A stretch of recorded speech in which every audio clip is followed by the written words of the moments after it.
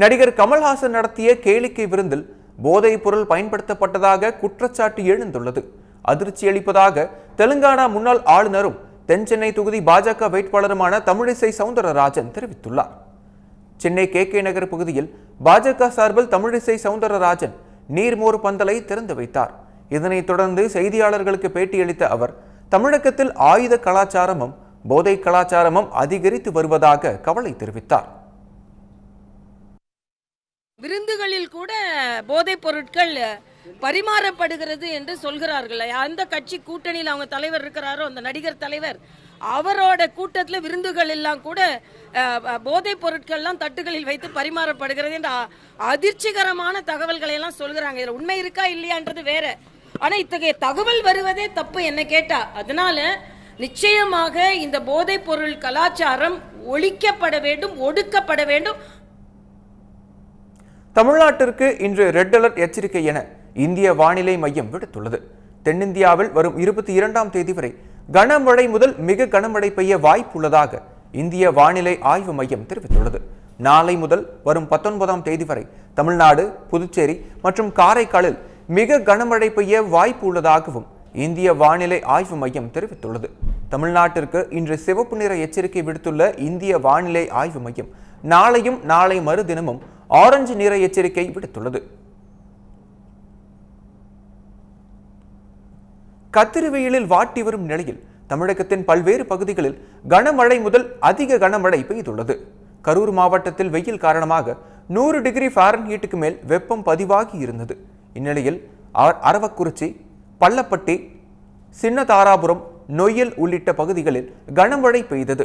இதன் காரணமாக சாலைகளில் தண்ணீர் தேங்கி கழிவு நீருடன் கலந்ததால் பொதுமக்கள் அவதியடைந்து வருகின்றனர்.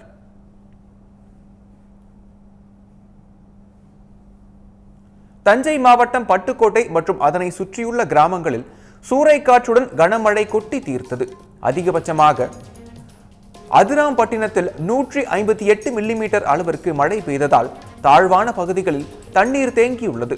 அதேபோல் கல்லணையில் 7.9 மில்லிமீட்டர் மழையும், திருவையாறில் 24.6 மில்லிமீட்டர் மழையும், குறைந்தபட்சமாக திருக்காட்டுப்பள்ளியில் 4.6 மில்லிமீட்டர் அளவிற்கு மழை பெய்துள்ளது.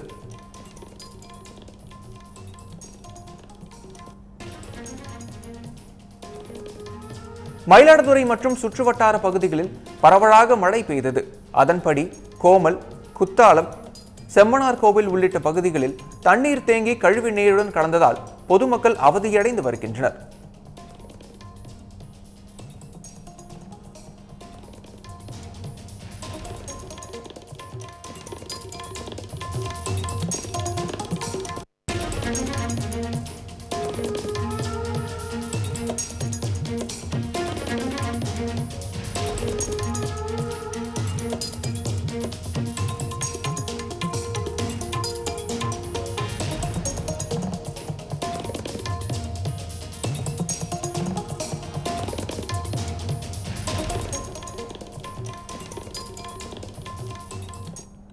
தென்காசியில் அடுத்த 3 தினங்களுக்கு கனமழை பெய்ய வாய்ப்புள்ளதாக சென்னை வானிலை ஆய்வு மையம் எச்சரிக்கை விடுத்துள்ளதால் மாவட்ட நிர்வாகம் அவசர எண்களை அறிவித்துள்ளது.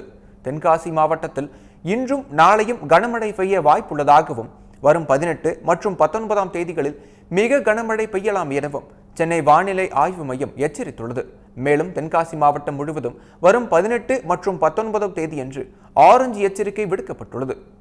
எனவே தாழ்வான பகுதிகளில் வசிக்கும் மக்கள் பாதுகாப்பான இடங்களுக்கு செல்லுமாறு மாவட்ட நிர்வாகம் அறிவுறுத்தியுள்ளது. மழையினால் பாதிக்கப்படும் பட்சத்தில் 1077 அல்லது 046332905548 என்ற எண்களை தொடர்பு கொள்ளலாம் என மாவட்ட ஆட்சித்தலைவர் கமல் கிஷோர் தெரிவித்துள்ளார்.